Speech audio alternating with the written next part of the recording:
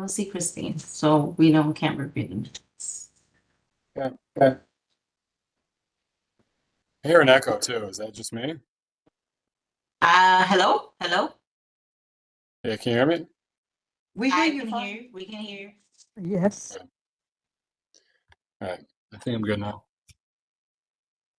All Okay. right. It's live streaming. Thank you so much. Thank you, Jeremy. Good evening, everyone, and welcome to the Community Development and Budgetary Priorities Committee meeting for April 16th, 2024. It is 7:06 p.m. My name is Serena Muniz, and I am the chair of the committee. I am being joined virtually by fellow committee members who may want to introduce themselves. And so I'll wait just for a second. Stacy and Delian, committee member, online. Thank you, Stacy. We're also being joined tonight by Ms. Cynthia Rodriguez, Community 11 board member, as a guest and Tech assistant. tech assistant.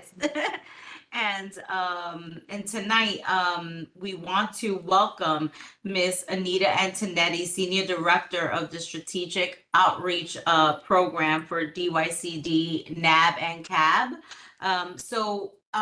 We're done with the introductions. I know the second line item on our agenda is to review the minutes.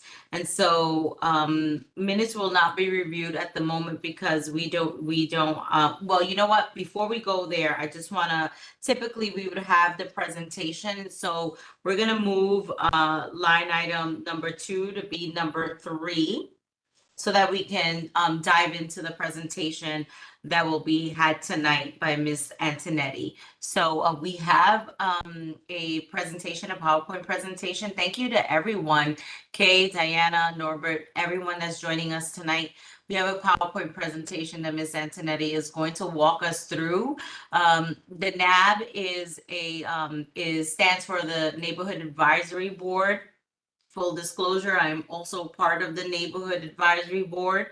I invited Ms. Antonetti to join us because there are multiple ways that our community could access funding to service the needs of our community, not just necessarily through the community, through the district needs report and community development budget that we produce as a board yearly, and all 59 boards do, but also through different advisory boards and organizations. And so I wanted Ms. Antonetti to join us and to break down what the NAB is really, and so offer another avenue to us for resources within our community. And so I'll hand it over to Ms. Antonetti.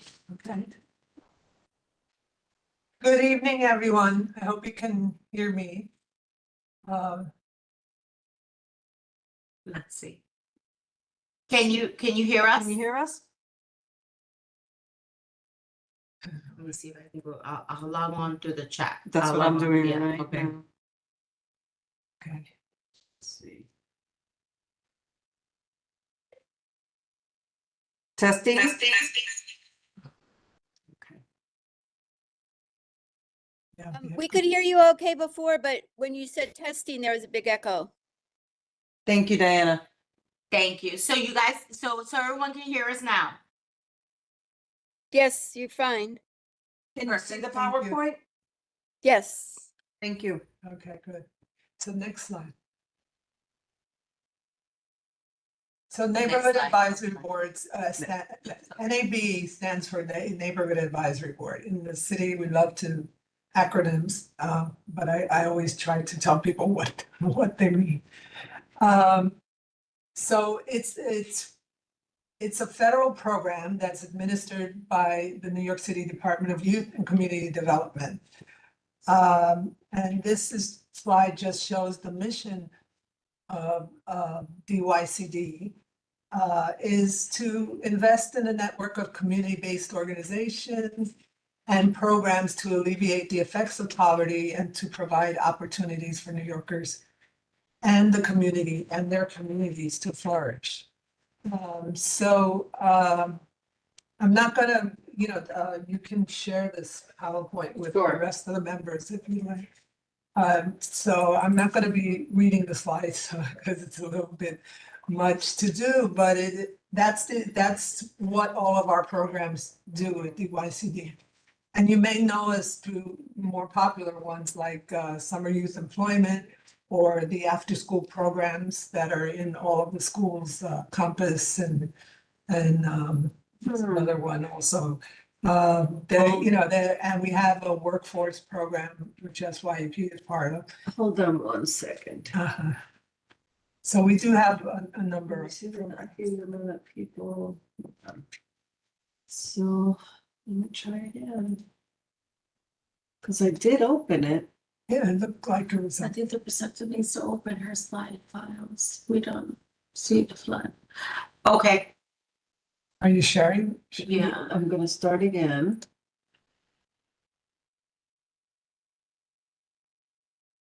you're sharing, says. Let's share, so let's try this again. There you go. Can you see it now? Let me just.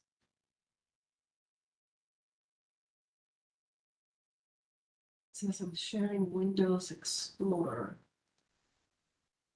Okay, let's try. that.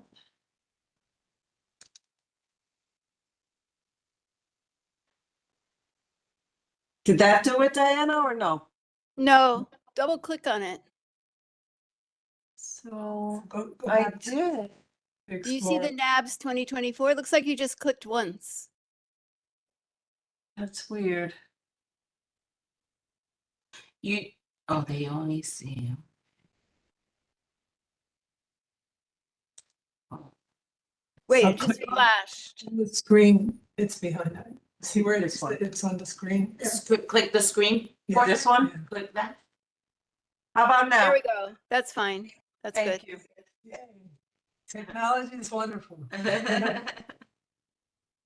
Okay, where did we leave off? So I was talking about the mission of DYCD and I was talking about the other programs which may be more familiar to people. The neighborhood advisory boards are part of a federal program that was started 60 years ago this year as part of the war on poverty.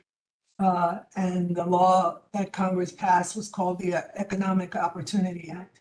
And what that was part of President Johnson's vision to share the wealth in this country, because there was no reason he was saying that this country should have all this money and the people are poor or without homes, without jobs and all of that. So that's why this program was created. And what's intrinsic to the law is that it says that the people who will be receiving the services have to have a voice to say what services will be in their community. And towards that end, community members have been giving their input and advising for the last 60 years. And now with DYCD, we have neighborhood advisory boards. And Serena is part of it. And it's to advise DYCD what programs are needed in the community. And as we go through the slides, I'll tell you how they're going to do that. But it's a very, I don't want to say it's unique because it's, there may be other programs like this where the community is involved. But most of the time, as I was saying before, things happen downtown away from the community, and then all of a sudden there's a program in your community. This program, no, it's really community-based, and the members representing have the voice, and they also gather the voices of the community because they do a survey. Every 3 years, we do a survey of the community to see what programs and services are needed. But I'll go more into that later. And as I was saying before, Serena's going to share this slide presentation with you. Next slide. So here's that history that I was talking about in 1964, 60 years ago.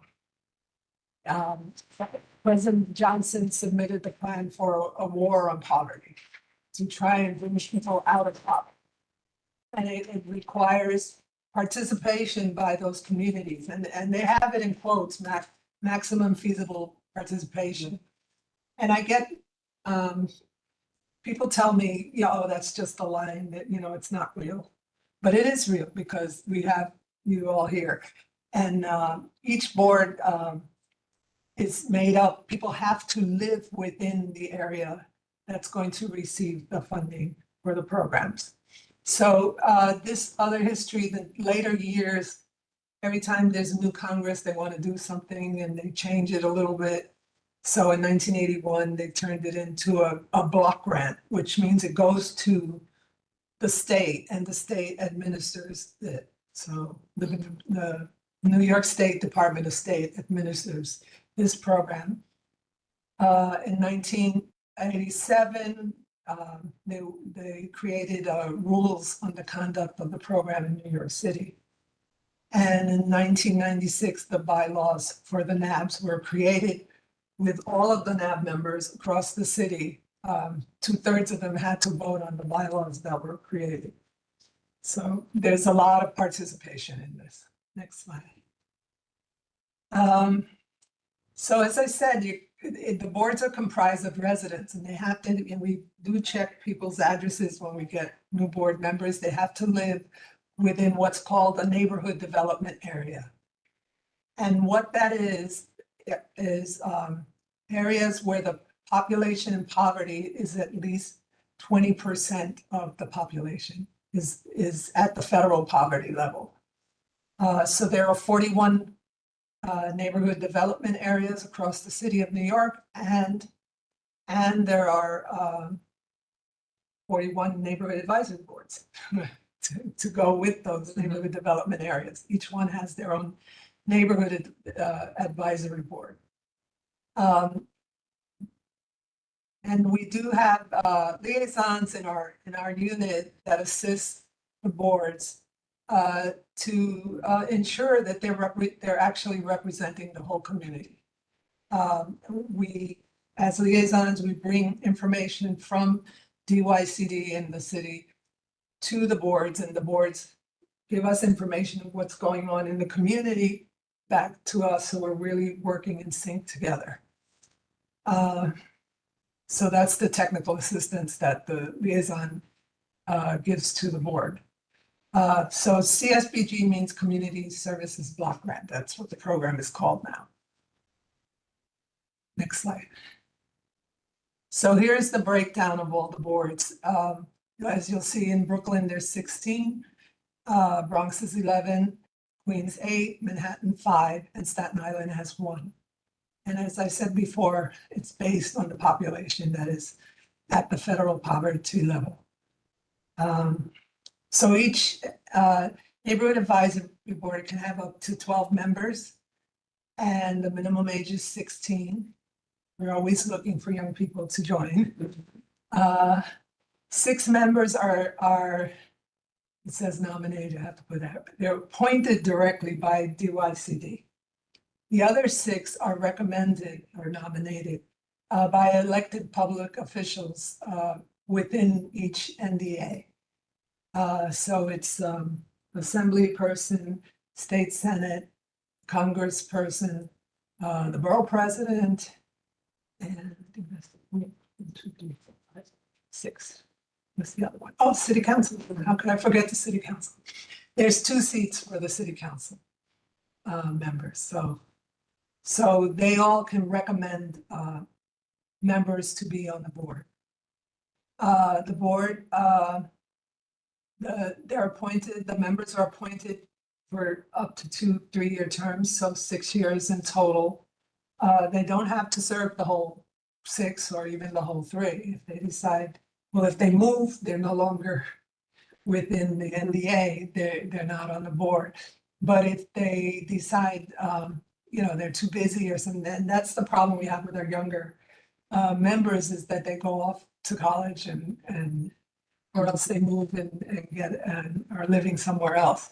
However, if you move to any part of the city and you're in an NDA, we can transfer you to another NAB if you like.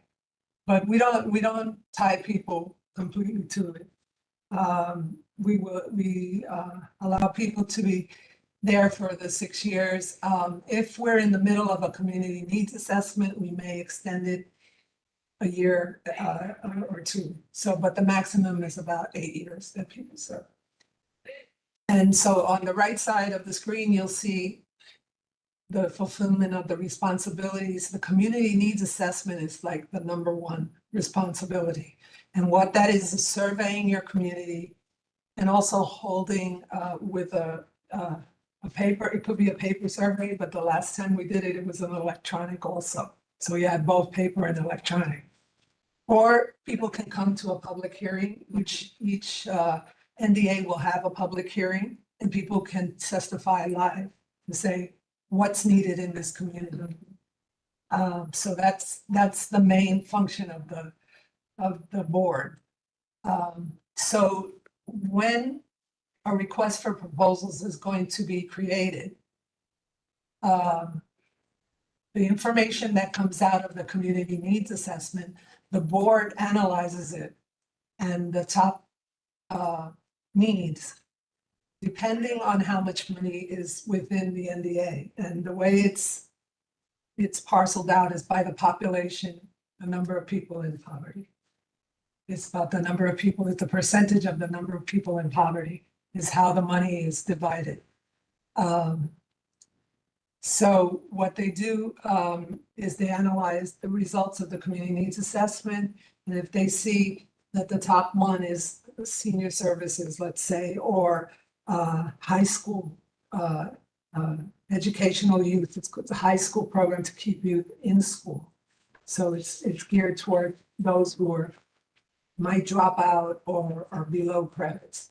And then another one could be an adult literacy program, which can also give classes for high school equivalency and also classes in English for people who have just come to the country. So that could be the top three. It could be, and it changes with every area.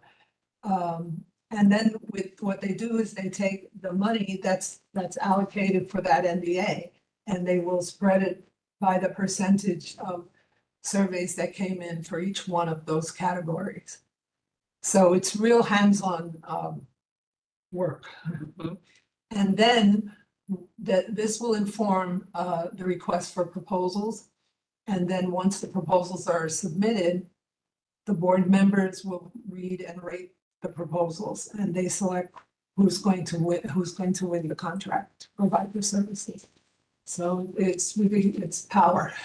Great. So that's the evaluating of the results.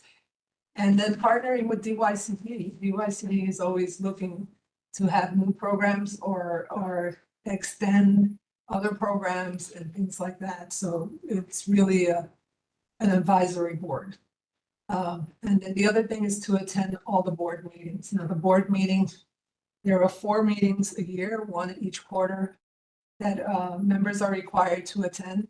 But then we have other events like National Night Out Against Crime. We would participate with that. We may go to a community event if there's a block party or some other festival in the park and stuff, and we will participate there, giving out information on DYCD and all the programs in DYCD so that the community is aware. Next slide.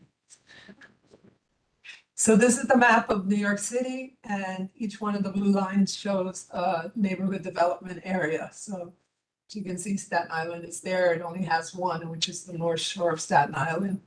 Manhattan at the bottom is Chinatown on the Lower East Side, and at the top is Harlem, Central Harlem, East Harlem, and Washington Heights. And then the Bronx has 11, so you see the West Bronx and the South Bronx goes around. And then there are certain pockets where the population in poverty is less than the 20%, so that you'll see it as a blank spot. Right. Like So- here? For example, No, like the this green. part. The green is the park, it's Yeah. Bronx Park. But up above, Oh, over here, you see that's Co-op City area? Yeah. and country club, yeah. Country Club Got it. and all of that. Their poverty level is not, it's not more than 20%, or it's not even 20%, Right. it's less than 20%. But that doesn't mean that there's no poverty in that area. There is poverty always. What our programs have been told is that they have to serve 80% of the population within the NDA.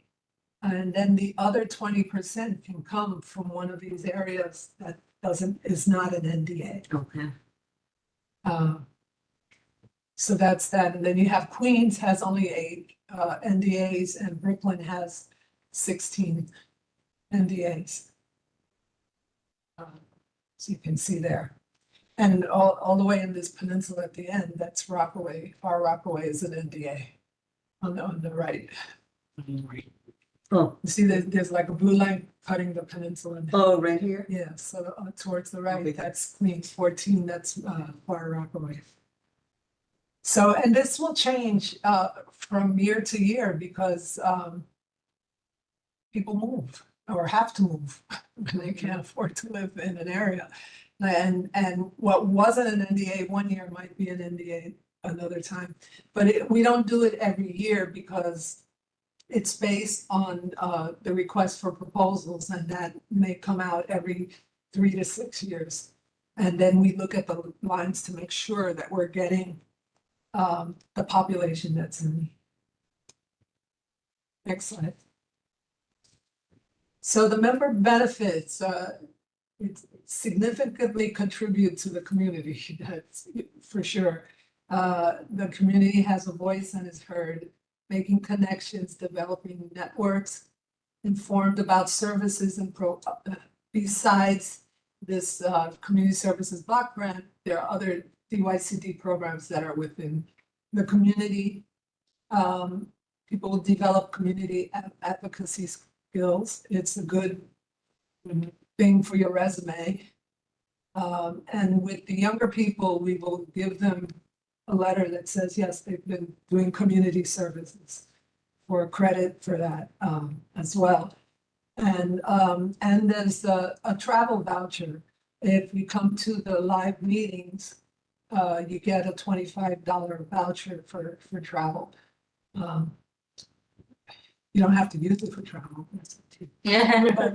But that's what it's Intended. It's to have it, make it easy for people to get to the meetings. Next slide. And here are our photos, and this is the staff, all of their contact information. We answer all questions. We are based at William Street and Fulton, downtown Manhattan, but we're usually in the communities all the time. And then the QR code, and there's that link there in the bottom is for the NAB application. You have to live within the community and you have to be 16 years or older to join the NAB. So if anybody's interested, feel free. You can contact me or you can just click on the QR code. And any questions? So we'll start really quickly with some questions that I have, just to kind of get the conversation started. So the Bronx has 11 NABs, right? We know that. Yes. Okay, and then we also know that the funding that goes to the Bronx NABs really is contingent upon the district needs report at the time that it was submitted to you.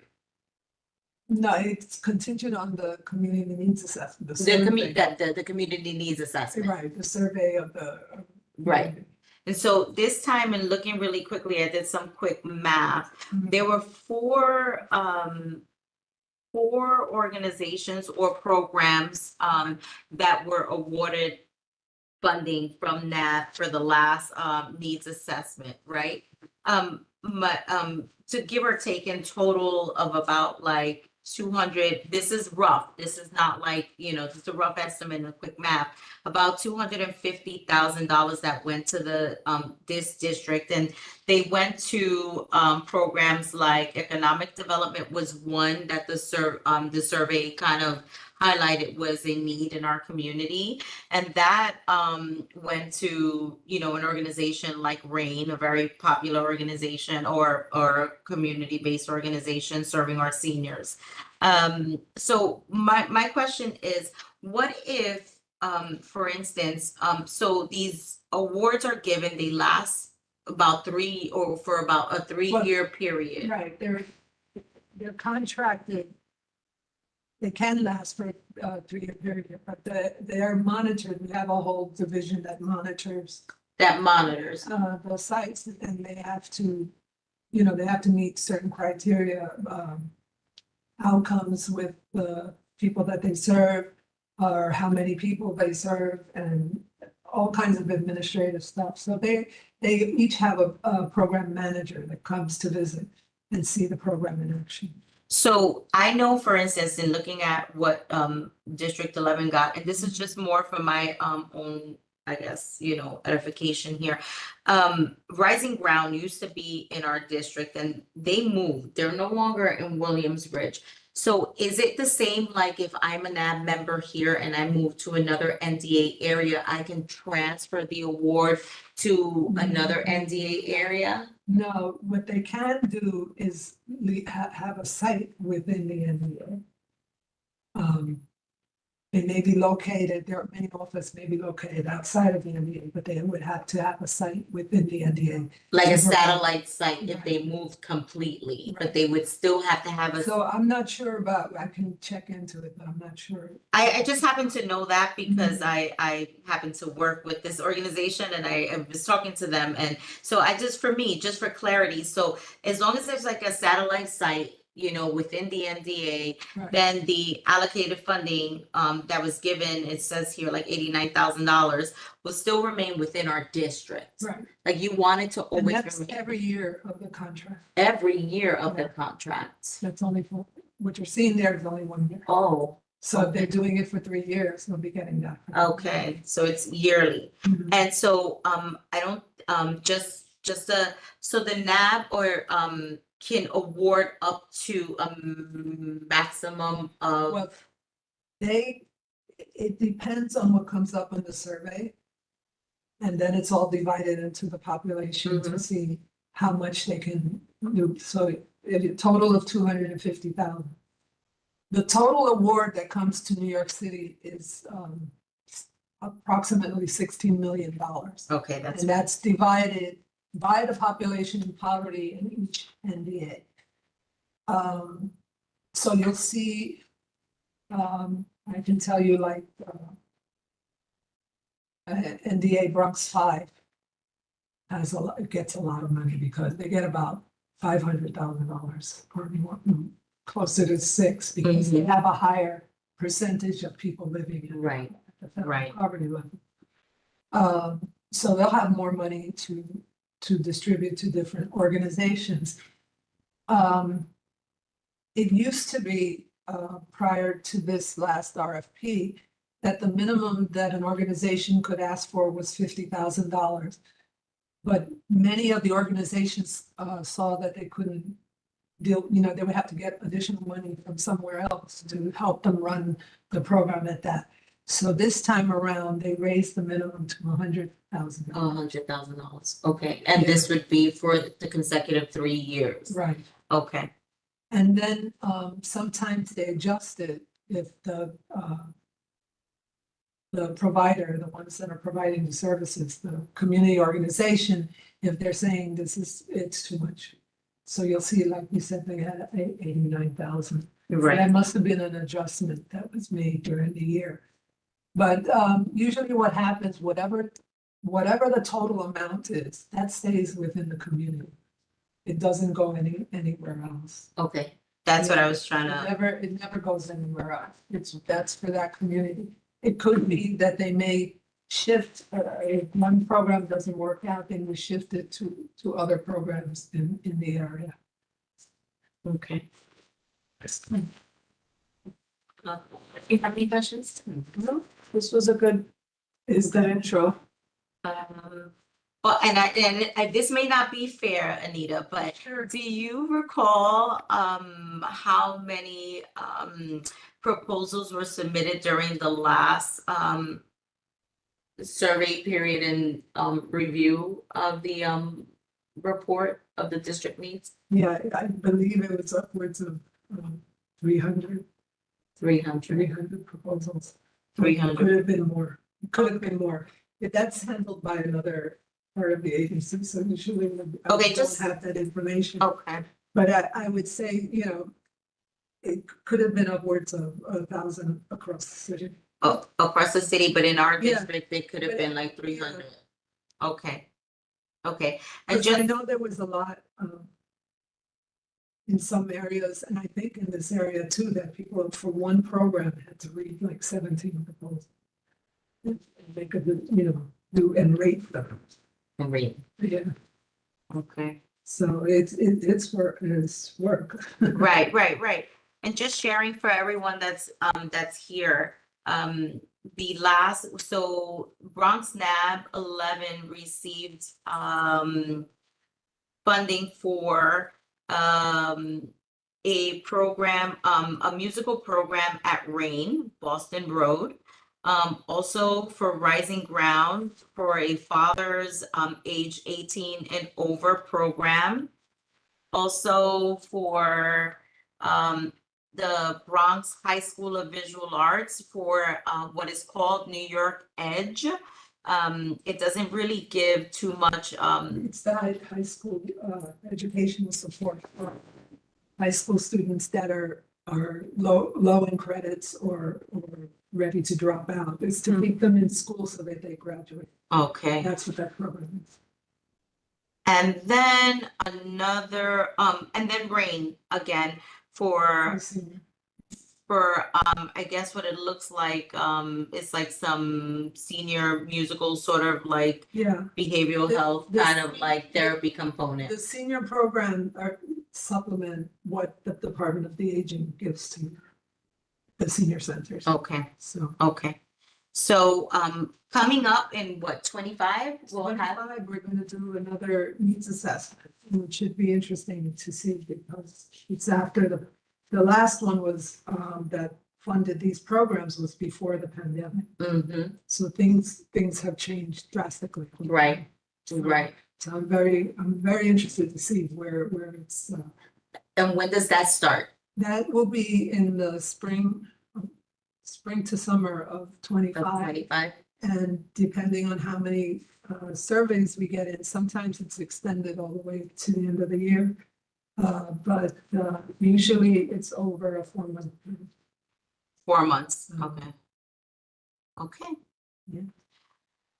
I think those are my questions. We'll open it up to, does any, do any of our committee members on, virtually have any questions? No. No. I can't see the chat. Oh, I'm sorry. No, it's not. No, it's not. Okay. Does anyone else have any questions?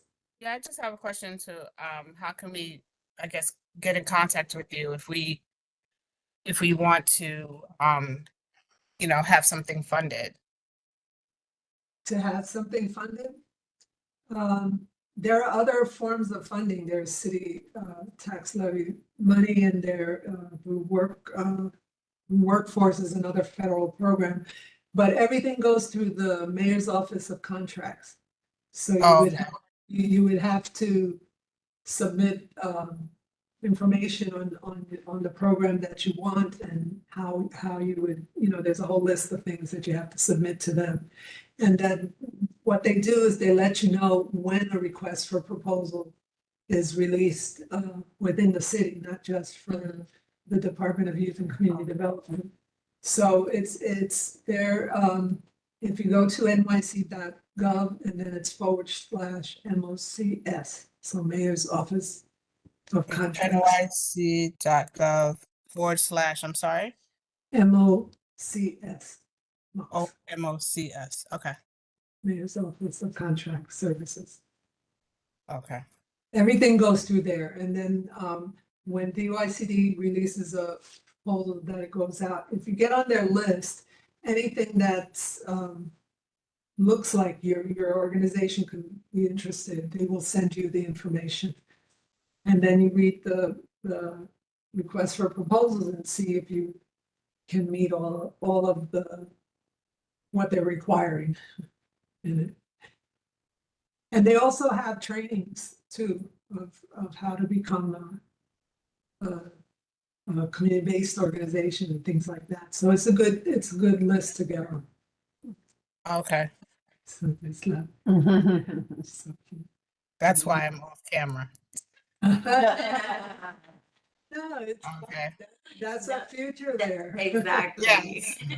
Exactly. It's always good. My son, I used to drag him to meetings all the time. He used to be on the community board for. Really. Oh, okay. And guess what? Even though he was sleeping, he remembers things that happened there.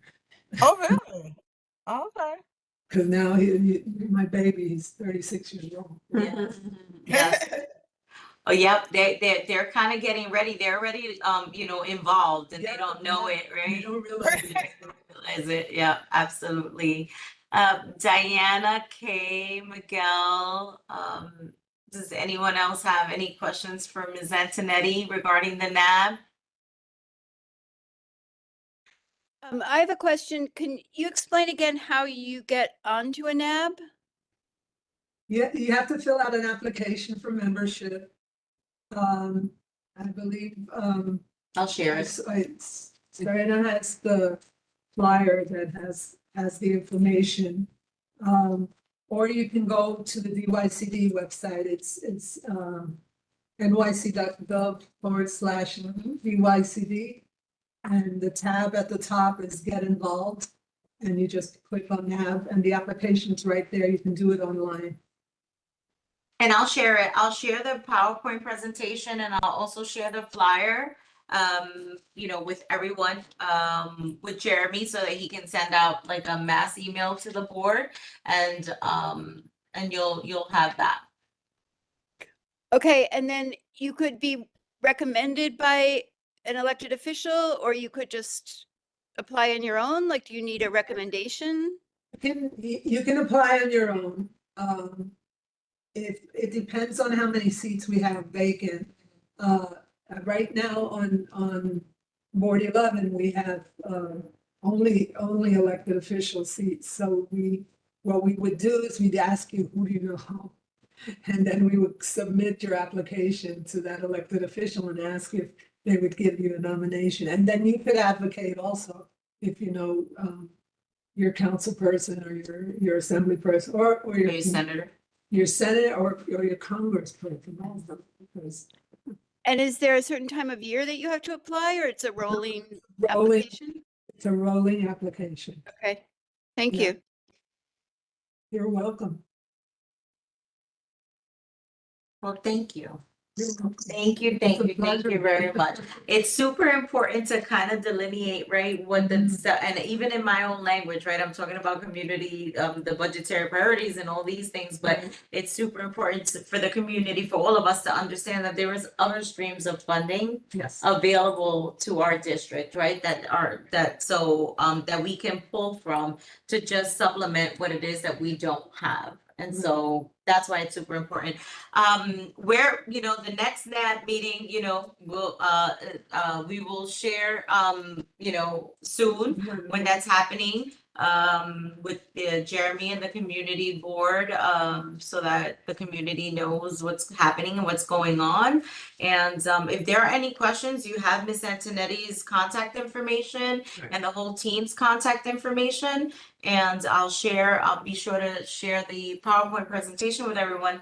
And thank you very much for. All of our meetings are public, so you can just come and sit and listen before you decide to join. We also have other events as well that are open to the public, and Sarah will be getting the information and then you can join it. We have a citywide board also. It's called the Community Action Board. And that's made up of also of representatives of the communities, what they call the low income sector. And it's also private companies, profit and nonprofit, and also elected officials are on those boards as well. They send representatives to that meeting. Those meetings are every 10 weeks, the general meeting is.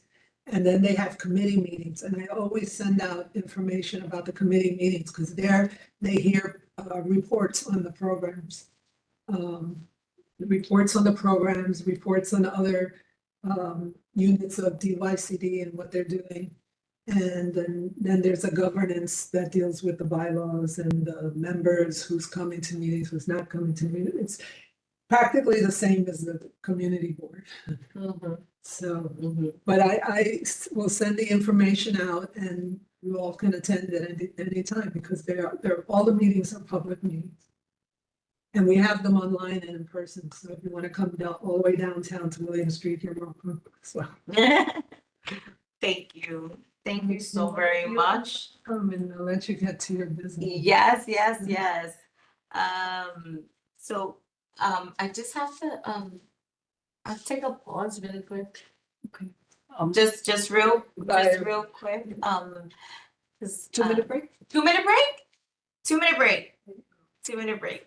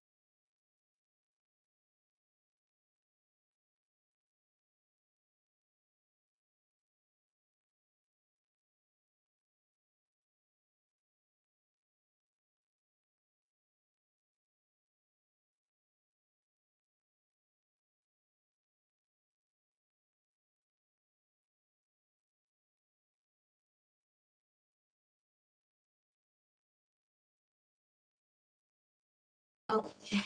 Thank you, everyone. Thank you, everyone, for that 2-minute break.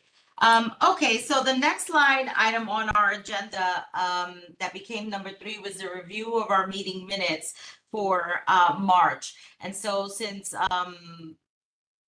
we don't necessarily have a quorum, so we can't approve the meeting minutes. So we're gonna move on and we're gonna move forward. Juneteenth will be happening this year on June 15th. It's going to take place at the Brady Court from 12 to 4. We have already started working diligently to get just a variety of different activities, sponsors, reaching out to our various elected officials. And so it's gonna be a really awesome event. We wanted to talk about this year's honorees. And so right now, again, it's not something that we can necessarily vote on, but there, has been, I'd like to propose, and I guess maybe I can't do that at the moment because we won't be able to vote on anything right now, but there were some individuals from the community leaders that I wanted to present tonight to be recipients of an acknowledgement proclamation citation for the Juneteenth celebration and Father's Day cookout. And so there's some ideas that I have, but I guess I will wait until I have a full committee to discuss that. Secondly, just wanted to inform everyone here that the DCP, Department of City Planning, introduced a new software, a new system for the way that we're going to input our community asks yearly. It just launched this year. There are trainings available to all community committee members. So our committee members are taking training, they happen monthly, and this new system is called Alchemer. And I have to say, from what I have seen so far, it's really going to help us. It's really going to help with all of the little hiccups that we had in the past. It's really intuitive, it's user friendly, it's very exciting. If you've ever have had to submit any kind of district needs report or budgetary priorities, you're really gonna like this. So for those community committee members that haven't yet signed on to the trainings, I encourage you all to do that. And number 5 on the agenda is community board committee submissions. And so, I think it's really important, and I want to just thank everyone for being here tonight and for showing support, because it's really super important that everyone, how do I say, I have expressed this at various board meetings, at various leadership meetings, that this particular committee is super important with regards to what our district, asks for.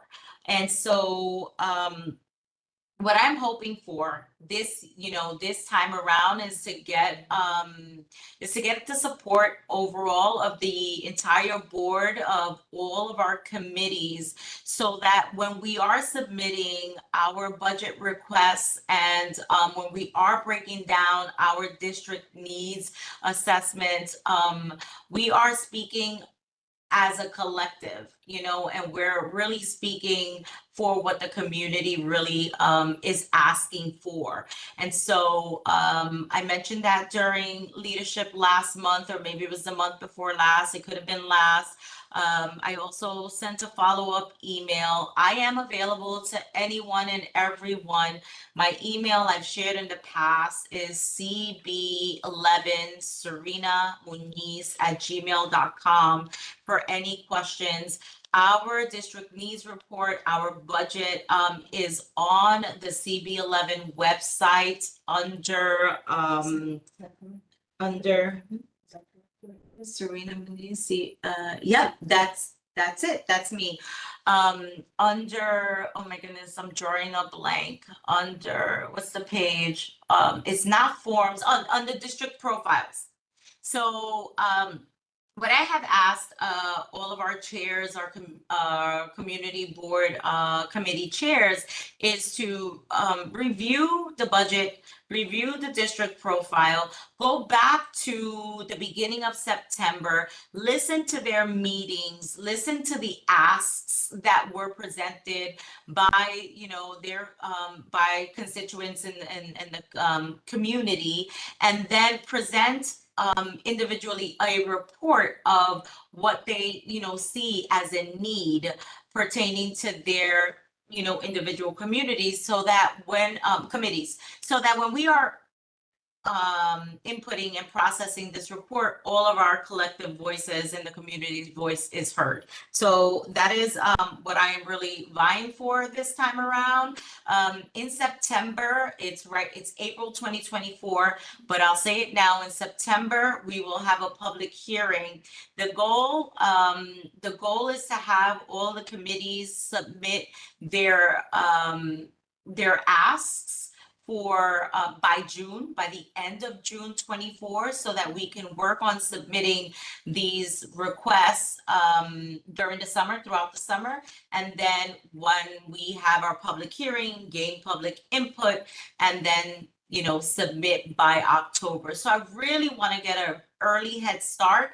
Also, I want to craft a letter overall, like a community board letter that we will submit in addition to the budget to support our asks. So, you know, these are the things that I am doing, that we are doing as a committee, you know, behind the scenes, that, you know, it's just helpful to say, and it's important to say. So if there's an ask that we're, you know, presenting, any supporting documents to supplement our request is always welcomed. And so right now, and I'm talking about fiscal year 26, right? That's what I'm talking about now. Right now, we're in fiscal year 25. Everyone knows that the preliminary budget came out. Everyone knows that the city council, the borough president, the state, everyone is under, you know, reviewing budgets. That's all happening, all at the same time. I've reached out to several of our elected officials, Councilmember Felice. I have a meeting scheduled with him coming up next week. Councilmember Marmorato, I've been in contact with her chief of staff, and as of today, you know, so I'm just pending on a date for that. Assembly member Sakaro, just to, you know, kind of just go over the district needs, the budget, and to just make sure that everyone is familiar with what Community Board District 11 has asked for. And so that's happening. And I think that is all that I need to report on for now. There are no motions.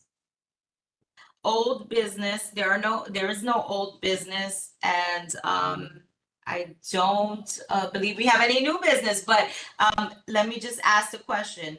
Is there any old business?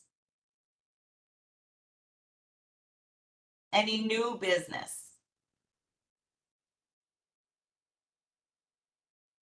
Okay, so are there any questions before we end the meeting? Yes, oh, sorry. Oh, sorry, Diana. I have a bunch of questions about the budget requests. So one is that I'm a little confused, like you submitted the requests and then they all came back with answers from the relevant agencies. But then what happened? Because, you know, some of the answers were promptly contact your elected official, or no, or it's not us, it's a different agency, or all sorts of different things. But I'm confused about, you know, they put the answers in the report, but then did those things happen, or how does that all work? Like if you're a community association that submitted a request and you got an answer back, is it on you to figure out what the answer was and follow through, or how does that work? So that's what's happening. That's been happening since January, right? It's not just our elected officials that I just mentioned that I'm, you know, reaching out to discuss the overall budget, but it's also the agencies as well. So, you know, we take a line item and we follow what it tells us to do. Contact, you know, your Congress, your council member, and that's what we do. And then we meet with them, and then we go over the budget where it pertains to them, right? If it's an agency, then we go over not the budget itself, but the request where it pertains to them. There are certain things also on the budget. There are certain requests that were put into the budget that we're seeing now, like the elevator for the Allerton Library is going to be repaired. That's something that we received notification of. So I'm following up, with them. So it's just it's a process. Now, this is something that I am doing, right? Different individuals that put in the request through the community board, they may in and of themselves contact the agency and or the elected to find out, what the status of the request is. But I'm just speaking for the requests that came through us. This is what I have been doing. This is what I even did last year as well. Continuing to contact. I'm not saying I do get responses, and then sometimes I don't. So it's just just reaching out regularly and trying to see where I could get to be able to sit down and get those answers. So I'm hoping to get the answers so that the next time we meet, I could have answers for everyone saying, okay, I met with, and you do know, right? We have a new council person now. And so some of these asks that came through maybe in fiscal year 24 were, they were older. So it's now something new that falls under, their purview. And it's like, now I got to inform them and let them know. And then now they have to do their own research to find out what's going on. So it is a process, but it is something that we are doing. Okay, and then following on from that, the farmers market organizer submitted a request. So should I connect with her and tell her to follow through on whatever the response was that was given to her request? And then for the elected officials, they can only fund requests that are in their district, right? Because with redistricting, Oswald Feliz lost a large chunk of Right. the community board area that he used to represent. And now it's very small, just like Pelham Parkway North to Allerton, Bronx Park East to White Plains Road. Right. So that's how we find out, okay, now it's, things have been redistricted. Now it's no longer us. It's, now you have to contact Smalls, the Okay. farmers market, but these are the conversations that need to be had, and they're being had. I would say don't necessarily, the committee is doing the work, right? The committee is meeting with the electeds. The committee is trying to get answers overall. I think that there's strength in numbers. So I would say have her connect with the committee, right? And when we are meeting with our electeds, we can come together as opposed to just, us doing it individually, because then they're going to be answering maybe the same question twice. Right. Whereas if we come together in a, their strength in numbers, I think that just shows support from the community board for, an organization or, or a program that asks for it. And I think that always looks better. So I would have her, contact me. And again, this is something that I put out to the entire board. We all should kind of come together. We could have this collective meeting. It doesn't necessarily have to be the budgetary priorities committee. It could be it could be parks, sanitation. We could all go together and we could have these questions answered and so forth. So that's what I would recommend. Okay. And then on the request where they said no altogether, is there a point in following through on those, or you just set it aside and maybe try again next time? Or well, right. So it depends on if it's asked again, right? If we receive another ask, because this year, last year there was an ask that was, I'll use an example. It was like a water source for one of the dog parks, and we received like a no to that. but it was asked again, right? And so if we choose to ask for it again, we then have to understand that we have to substantiate why. Okay, so there was a no, but let me give you data as to why and real concrete information as to why. The more information we provide, the better, Okay. And so in breaking this up in this way and bringing it to the community board as a whole and having our committees, take our individual committees present what they understand to be important will then allow all of us to really create a real good argument, right? As opposed to just having a public hearing and jotting down the request. But no, that gives us time to really create a compelling argument and provide supporting documentation. That's ultimately what I want, what I think we all would like to see happen. Okay, thank you very much. That's awesome. All of that. You're welcome. A lot of Diana. work.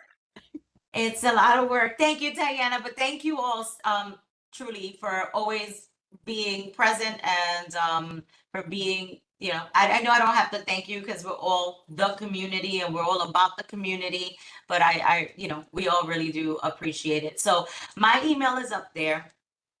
Please share my email with her. You all, can contact me if you have any questions. And I think that is it for April 16, 2024 Community Development and Budgetary Priorities Committee. It is 8:07 and we'll call this meeting. Well, I want to say thank you for all the hard work you're doing. Like I said, I talked to you the other day and I didn't even realize the amount of tasks that this committee has to do and be on top of. So I want to thank you for that because we do need to be more mindful of our budgets so that we can do things for the community. So just, Thank you. keep up the great work. I'm not going to say good, I'm going to say great. Oh, thank you, Naomi. That was very nice. Thank you. Together, all right. I won't. But there's a saying that I kind of go by, and it's like, alone we can do so little, but together we can do so much.